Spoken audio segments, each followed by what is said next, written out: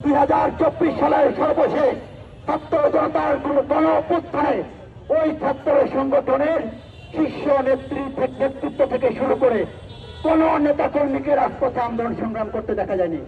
তার বিপরীতে বাংলাদেশে জাতীয়তাবাদী ছাত্র দল বিগত 1.5 দশক ধরে রাজপথে আন্দোলন সংগ্রাম করতে গিয়ে শুধু জুলাই আগস্টে 142 জন শহীদের রক্তের উপর দিয়ে এদেশের গণতন্ত্র প্রতিষ্ঠা করার জন্য রাজপথে বুকের তাজা রক্ত মিলিয়ে দিয়েছে। সেই সংগঠনকে মধ্যরাতে মাতালের মতো উন্মাদের মতো কেউ যদি অহংকার চায়, আজকে এই রাজভাস্কর্যের বাংলাদেশ থেকে হুঁশিয়ার করে দিচ্ছি, ওই চিপ্পা কিভাবে টান দিয়ে বের করে নিয়ে যে ভাষায় যেভাবে পতিত করতে হয়, বাংলাদেশের জাতীয়তাবাদী ছাত্র দল ছাত্রলীগের সাথে লড়াই সংগ্রাম করতে গিয়ে যেভাবে রক্ত দিয়েছে, প্রয়োজনে আবার এদেশের শিক্ষার্থীদের জন্য একটি নিরাপদ ক্যাম্পাস নির্মাণের জন্য, একটি গণতান্ত্রিক বাংলাদেশ স্বপ্নের জন্য 12 ফেব্রুয়ারি এদেশের কোটি কোটি জনগণ স্বপ্রণোদিত হয়ে যেভাবে বিএনপির হাতে বাংলাদেশের দায়িত্বভার তুলে দিয়েছে, সেই স্বাধীনতা সার্বভৌমত্ব অক্ষুণ্ণ রাখার জন্য প্রয়োজনে আবার বুকের তাজা রক্ত তুলিয়ে দেবে। ইসলামী ছাত্র শিবির রাজাকার আল বদর আল শামসের দোসররা তারা সব সময় যে কোনো বিষয়ে নেগেটিভ ন্যারেটিভ তৈরি করে বাংলাদেশের ক্যাম্পাস পরিস্থিতিকে উচ্ছৃঙ্খল করতে চায়, অস্থিতিশীল করতে চায়। কিন্তু তাদের আমি বলতে চাই, এটা মোহাম্মদ ইউনূস ভাইয়ের গভর্নমেন্ট না, এটা বাংলাদেশে 31 দফা কর্মসূচি প্রণয়নকারী দেশ নায়ক জনাব তারেক রহমানের সরকার। এই দেশ নায়ক জনাব তারেক রহমান আমাদের সাংগঠনিক অভিভাবক।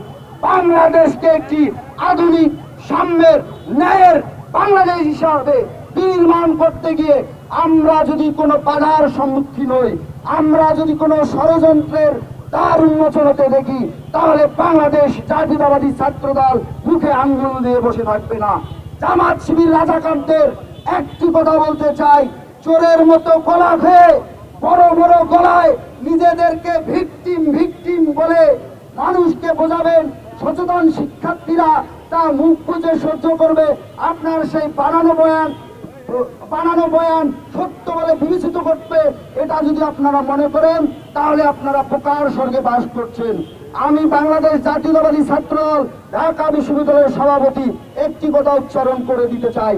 এখানে উপস্থিত মিডিয়ার, ইলেকট্রিক এবং প্রিন্ট মিডিয়ার ভাই এবং বোনেরা আছেন, আপনারা যদি ঢাকা বিশ্ববিদ্যালয়ের কোনো হলে ঢাকা বিশ্ববিদ্যালয়ের ছাত্র দলের কোনো নেতা কর্মী এবং সমর্থকদের দ্বারা গেস্ট রুম, গণরুমের মতো এই কালচার, এই নির্দিষ্ট কালচারের কোনো সম্পৃক্ততা পেয়ে থাকেন, তাহলে আমাদের জানাবেন। সে ছাত্রদল করা তো দূরের কথা, আমি বলে দিচ্ছি, আমি তার বিরুদ্ধে বাদী মামলা করব।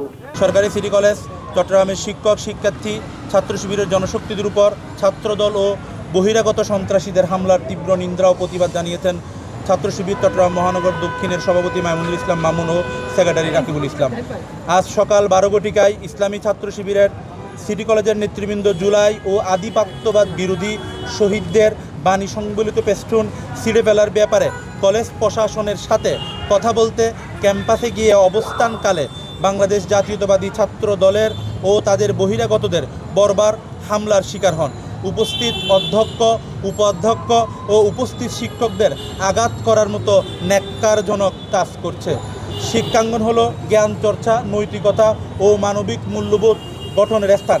এখানে সহিংসতার কোনো স্থান নাই। এ ধরনের হামলা শুধু ব্যক্তি নয়, সমগ্র শিক্ষা ব্যবস্থার উপর আঘাত হানে, আমাদের সমাজকে অস্থিতিশীল করে তোলে। আমরা অনতিবিলম্বে দোষীদের সুষ্ঠু তদন্তের ব্যাপারে তদন্তের মাধ্যমে চিহ্নিত করে আইনের আওতায় এনে দৃষ্টান্তমূলক শাস্তির দাবি জানাই। পাশাপাশি করেছি এবং আমরা সেটা জানিয়েছি, আমরা সেটা নিয়েও আজকে আমরা প্রশাসনকে কলেজ প্রশাসনকে আমরা জানিয়েছি সেটা নিয়ে। শুধু গুপ্ত লেখা না, এখানে আমাদের যে ফেস্টুনগুলো সরকারি সিটি কলেজের নামে জুলাই যোদ্ধাদের নামে যে ফেস্টুনগুলো আমরা দিয়েছিলাম সেগুলো তারা ছিঁড়ে ফেলেছে এবং আমরা তো কোনো প্রকার নেকটার জন্য হামলা করার মতো সংগঠন না, আমরা একটা আদর্শিক সংগঠন।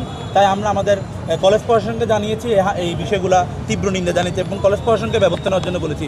ওনারা আজকে কলেজ প্রশাসনকে এই পর্যন্ত হাত তুলতেছে, এরকম বিষয় আমরা দেখতে পেলাম। ওকে, থ্যাংক ইউ।